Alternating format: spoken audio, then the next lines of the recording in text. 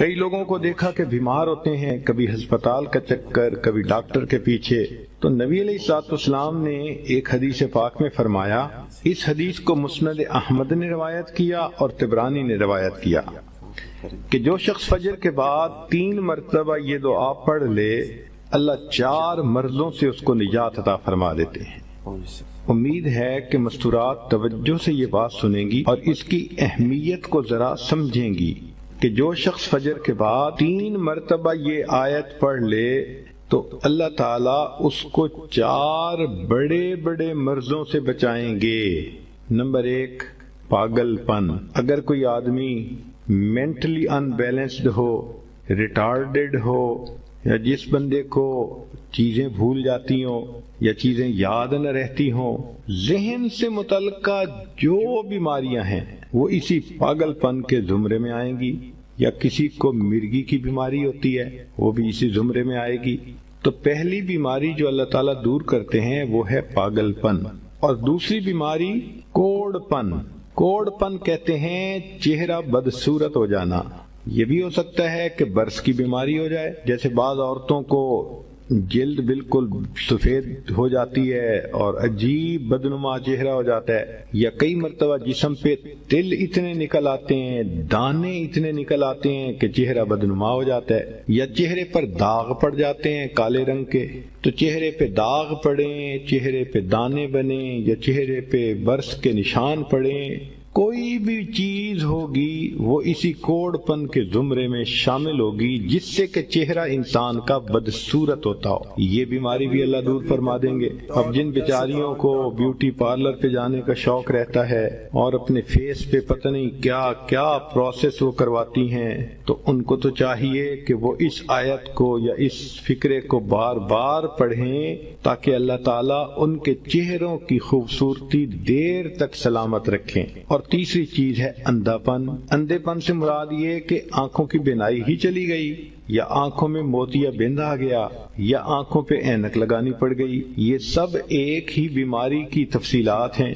تو جن کی نظر کمزور وہ بھی پڑھ سکتی ہیں، یا جن کو لینز لگانے پڑتے ہیں، کنٹیکٹ لینز سے ہی یا کوئی اور، اس مصیبت سے بھی جان چھوٹ گئی، اور جن کی بینائی چلی گئی اللہ ان کے لیے بھی آسانیاں فرما دیتے ہیں۔ تو پاگل پن کی بیماری ختم، کوڑ پن کی بیماری ختم، اندھے پن کی بیماری ختم، اور چوتھا فرمایا فالج کی بیماری ختم۔ فالج ایک تو ہوتا ہے کہ انسان کا ہاتھ یا پاؤں کام ہی نہ کریں، اور ایک یہ بھی ہوتا ہے کہ اتنی ویکنیس کہ عورت کہتی ہے مجھ سے تو کھڑا ہی نہیں ہوا جاتا، میرے پاؤں سن ہو جاتے ہیں، میرے ہاتھ سن ہو جاتے ہیں۔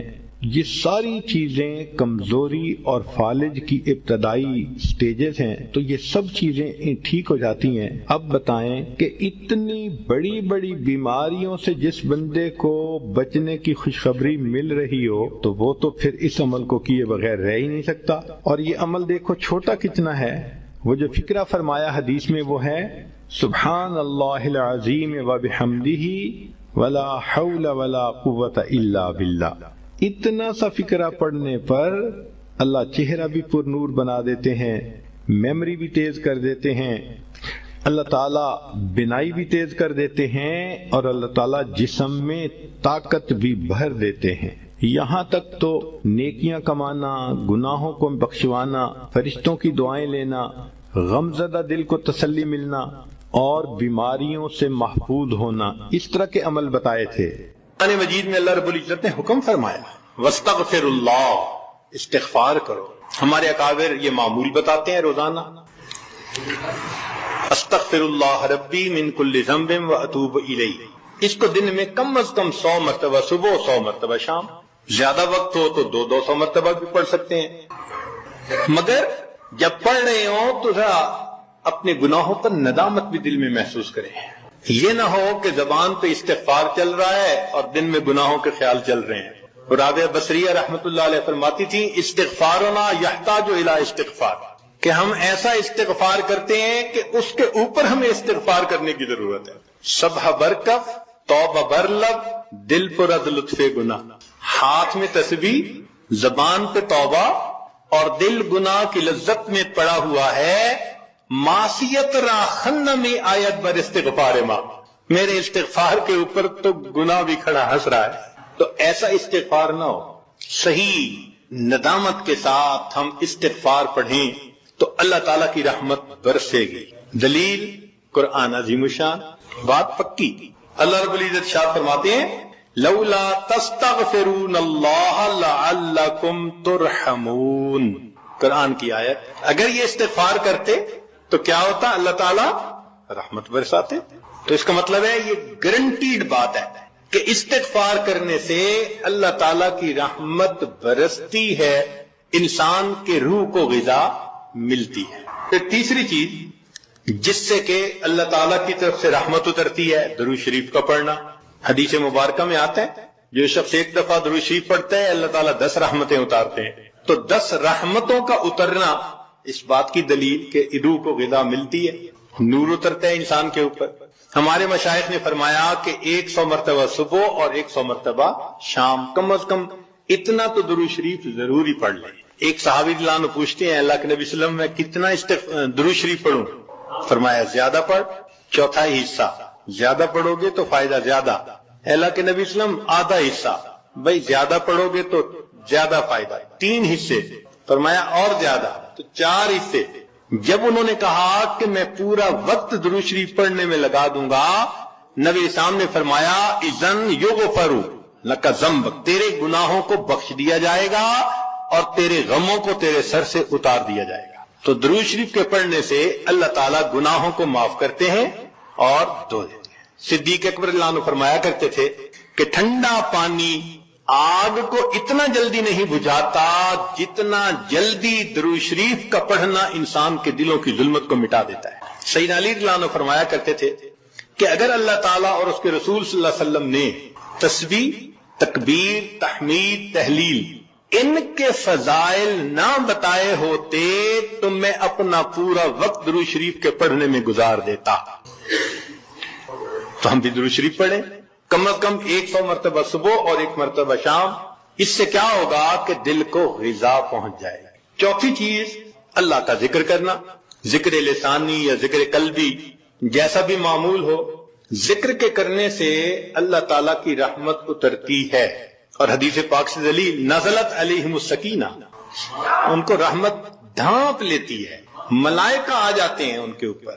جہاں لوگ مل بیٹھتے ہیں مختلف جگہوں سے آئے ہوئے اللہ کو یاد کرنے کے لیے، تو ذکر کرنے سے سکینہ کا نازل ہونا بھی اس بات کی دلیل کہ انسان کے دل کو غذا ملتی ہے. ذکر سے ذات کی محبت بھی پیدا ہوتی ہے. جتنا جس چیز کا تذکرہ زیادہ کریں اتنا اس سے محبت ہوتی ہے. تو کثرت ذکر کا حکم اس لیے کہ اس سے اللہ رب العزت کی محبت انسان کے دل میں پڑتی ہے. یہ نغمہ فصل گلو لالا کا نہیں پابند، بہار ہو کہ خزاں لا الہ الا اللہ. ہمیشہ ذکر کرنا ہے، ہر وقت کرنا ہے. موسموں کے بدلنے کا اس پہ اثر نہیں ہوتا. اس لیے ہمارے اکابر صبح شام کا کچھ وقت تھا جس میں تنہائی میں بیٹھ کے اللہ کا ذکر کثرت کے ساتھ کیا کرتے تھے. پھر 5ویں چیز جس سے کہ انسان کے اوپر رحمت اترتی ہے وہ ہے اتباع سنت. جتنا ہر عمل سنت کے مطابق ہوتا جائے گا اتنا اللہ کی رحمت ہم پہ برستی جائے گی. جتنا ہر عمل سنت کے مطابق. اس لیے ہمارے سلسلہ آگیا نقشبندیہ میں بیعت ہونے کے بعد پہلا کام یہی بتاتے ہیں، ہر کام کو سنت کے مطابق کرنا ہے. سر کے بالوں سے لے کے پاؤں کے ناخنوں تک اپنے آپ کو سنت کے مطابق ڈھالنا ہے. کیوں؟ ایک تو اجر ہے، ایک قرب ہے، اللہ کی محبوبیت ملتی ہے، اور تیسرا یہ چیز انسان کے روح کی غذا بھی ہے. دلیل قرآن عظیم الشان میں سے ارشاد فرمایا اطیعوا اللہ والرسول لعلکم ترحمون. اللہ اور اس کے رسول کی اطاعت کرو تو کیا ہوگا؟ تمہارے اوپر رحمت برسے گی. تو اتباع سنت سے بھی انسان پر رحمت برستی ہے. پھر 6ٹھی چیز اہل اللہ کی صحبت اختیار کرنا. قرآن مجید میں تو حکم دیا گیا یا ایھا الذین آمنوا اتقوا اللہ وکونوا مع الصادقین. یہ کونوا حکم ہے، اور حدیث پاک میں بھی حکم دیا گیا. نبی علیہ السلام نے ارشاد فرمایا علیکم بمجالسۃ العلماء واستماع کلام الحکماء فإن اللہ تعالی یحیی القلب المیت بنور الحکمہ کما یحیی الارض المیت بماء المطر. کہ جس طرح بارش کے اترنے سے اللہ مردہ زمین کو زندہ کر دیتے ہیں، اسی طرح اہل اللہ کی حکمت بھری باتوں سے اللہ دلوں کو زندہ فرما. تو دلوں کو غذا کا ملنا حدیث سے ثابت ہے. اسی لیے تو فرمایا کہ انسان کہیں نہ کہیں اپنا تعلق